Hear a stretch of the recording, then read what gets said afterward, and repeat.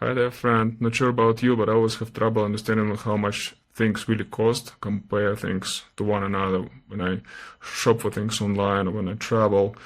Imagine there's a plane ticket in US dollars, there's a hotel in British pounds, there's a co-working hub or fitness studio which is in euros, but also there's a special offer in one versus the other where you have a price for a session or maybe 5 days. It kind of piles up and it becomes really confusing, and sometimes I don't really understand how should I budget for things, especially if I have to do some forward planning.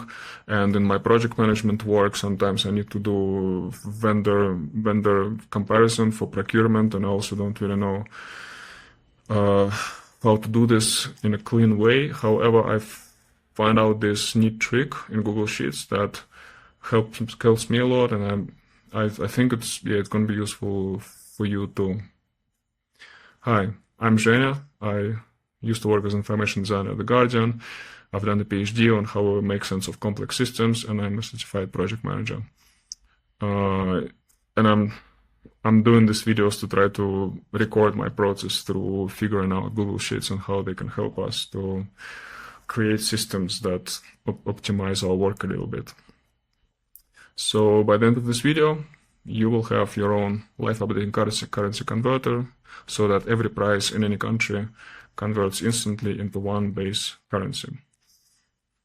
This is this one essentially, and I think this one is quite an important one to get out of the way before we start talking about other things in Google Sheets, because this one I found out that once I discovered this method, I actually use it quite a lot throughout many other spreadsheets, and it uses a couple of things that are quite useful to know. So 3 things to keep in mind here is that you need to compare like for like. Second is that you need to split your currency conversion from everything else you do in your Google spreadsheet. And third, you need to remove friction, as always. And what I mean by friction is that you should be able to enter the number of whichever currency you need, and then you just forget about it because it instantly gives you the number in your base currency, so you don't think about it for another minute. So to do section 1, compare like for like. So this principle essentially means that you when you look for something, buying or comparing prices for tickets, etc., they need to be the same unit, same quantity, and the same currency. So a good example here is looking for yoga studios. Where is it? Yoga classes. So this is like a spreadsheet that I have, which I've been having for ages, and here basically just a vendor matrix, and I'm going to talk about vendor matrices for project management and for personal use in this video. So if you want to learn about it, just check this one out. And essentially what you see here is that there are yoga studios in London, there are yoga studios in Amsterdam, there are different types of offers from each studio. For example, there's more yoga here, first month costs this amount, 4-class pass this amount, there's Yoga Rise, drop-in classes, there's a few options from this yoga place. So there's like a mess, and this is essentially the places that I found around my house, and I didn't know how to compare them all. So the easiest way was essentially to compare like for like. So I found the base comparison point, which is price per class, and then I needed a column to insert the local price here. Then there is the currency. In Amsterdam it's euros, in England it's British pounds. There's the rate, and in the end this is the price, and this is the column which calculates the price per class based on how many classes and what is the local price converted to pounds. So essentially this is my main column, price per class here, because this allows me to compare everything, because suddenly all of the places have the base comparison point. So that's what I mean by compare like for like.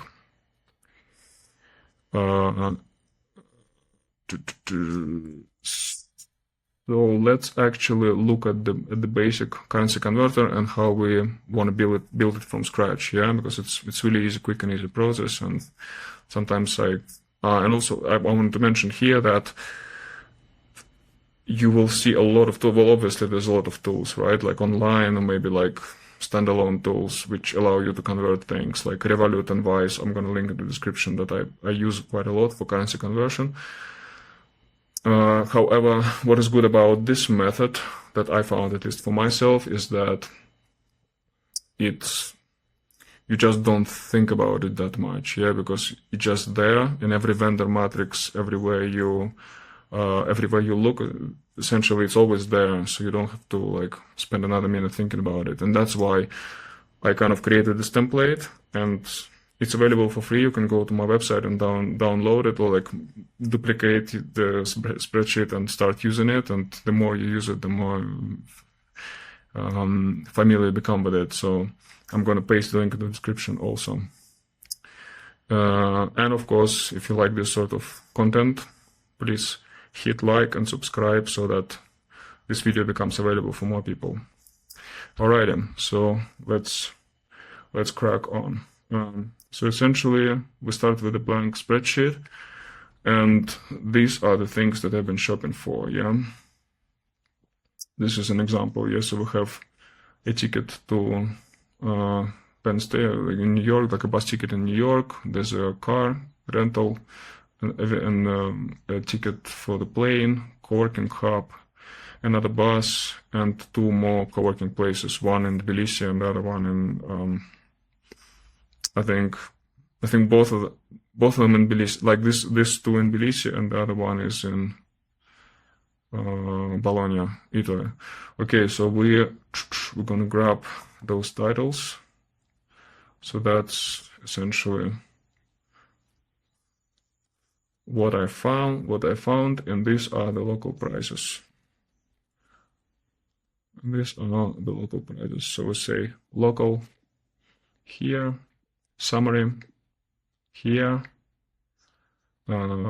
make this first column empty as a good practice. I also make this first gray, so it becomes a bit gray. And you notice that these numbers are blue because they are changeable, the manual entry. And manual entry, I sometimes either use blue, and I also paint the formula columns in gray, like that, yeah, so that I know which columns I shouldn't be messing around with, yeah, because you don't want to mess with formulas.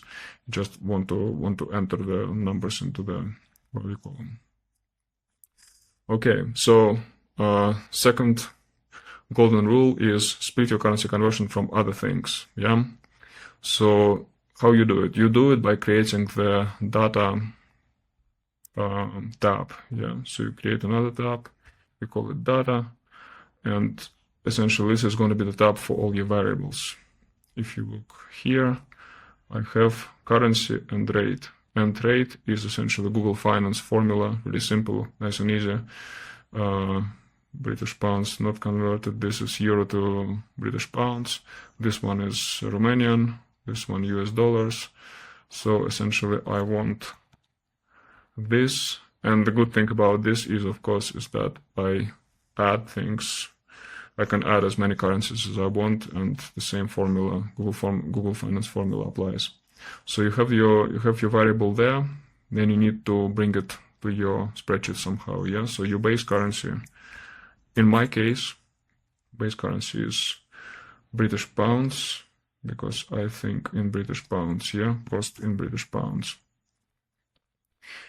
And we need to create this drop down for all the currencies, and the way you do it is you create a data validation rule, which you go data validation, add rule, and you create a drop down from the range, and you want to select this range here, and you can do it more, like a bigger one.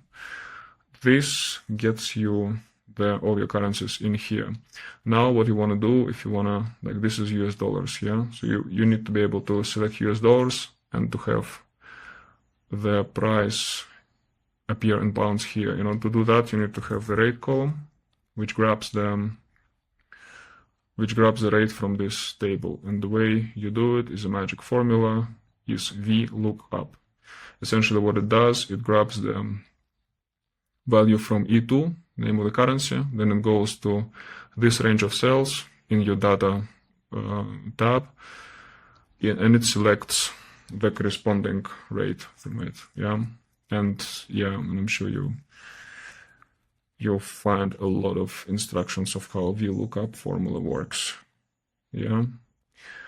And yeah, let me make it bigger. So one important point is that I do deal a lot with Google Spreadsheets. However, this is not specifically a tutorial about Google Sheets, right? There's plenty of talented people on YouTube who do tutorials about Google Sheets. However, my point is more about how do you build the system, yeah? How do you change your thinking in a way? So I'm sure there's a lot of sophistication in Google Sheets. However, I use Google Sheets because I have a specific idea, yeah, and I need, in order to realize that idea, I need a tool like Google Spreadsheets.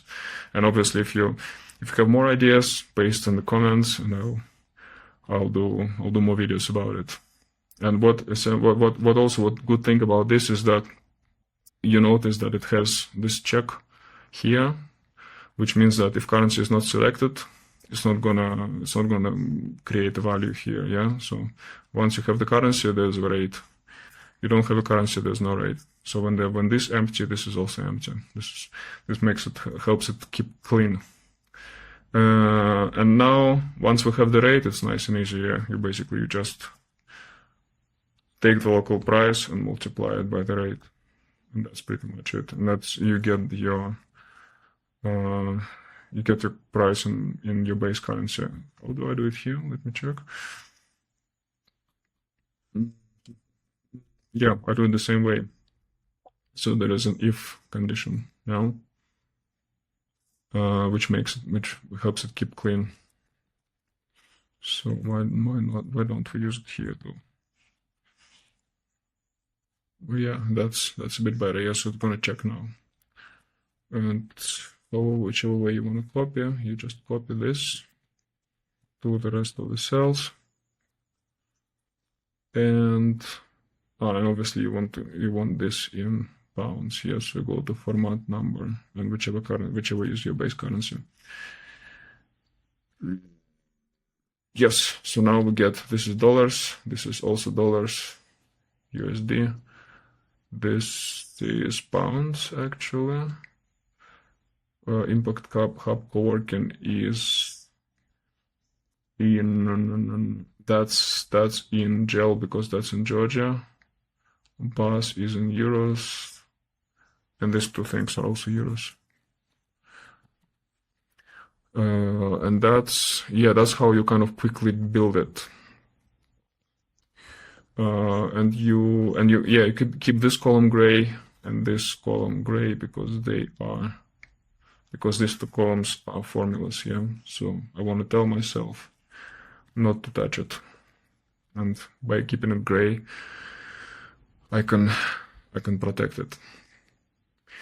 And this is the second golden rule, splitting things. So now you have it split nice and easy. Yeah, you have your currencies separately from your actual search for things. And the third one is remove friction, yeah. The most important benefit that you get from this method is that you remove friction. As you can see here, I've been shopping for many different things. They come in different currencies. And I'm talking about this spreadsheet. And you can see, if you click here, you can see there's a lot of different things that I've been shopping for. And for example, website builder, which is also a good example, because here you have local price, but you also have different conditions, and you see that you can move out. Like for example, in this one, you see that the rate column, which we have which we have here next to it, it kind of traveled really far because I don't really care about the rate. Just as soon as it converts, it's fine for me, because all I should be able to do is to enter the local price and select the currency. I don't care about the rate column. Just as soon as it's somewhere in the spreadsheet, it's okay for me. Yeah, or for example GPT tools. Yeah, like I list all of them, then I grab all the prices from them, and then it gives me nice and easy. It gives me the prices in my base currency. So the conclusion is, you can get a much better idea of how much things cost, especially if you shop online and there's a lot of offers. If you just bring it all in one table and put it all in one currency, you can make much more informed decisions on how to procure things, how to buy things. Yeah. This is quite important not only for your personal shopping, but also in your work. If you're a project manager like myself, like sometimes I need to do vendor comparisons, estimations, like domains, hostings, like things like that. Like sometimes I deal with these kind of things.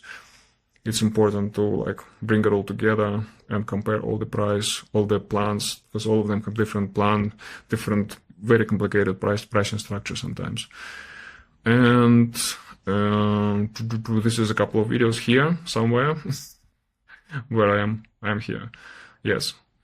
Sorry, I still don't have video editor. If you are a video editor and you want to help me to create better edited videos, just let me know. It's just my first dozen videos, so I'm not really bothered with it for now. So there's a couple of more videos that tell in more details. One is about basic vendor matrix, which is helpful for project managers, but also for everybody else. As you see, I'm using it personally as well. And here is another one about your grocery list, where I explain how I used a similar system for my grocery shopping, and also the one for house repairs, also somewhere here. Thanks for watching. I'll see you next one. Come to my website and come to our Discord community.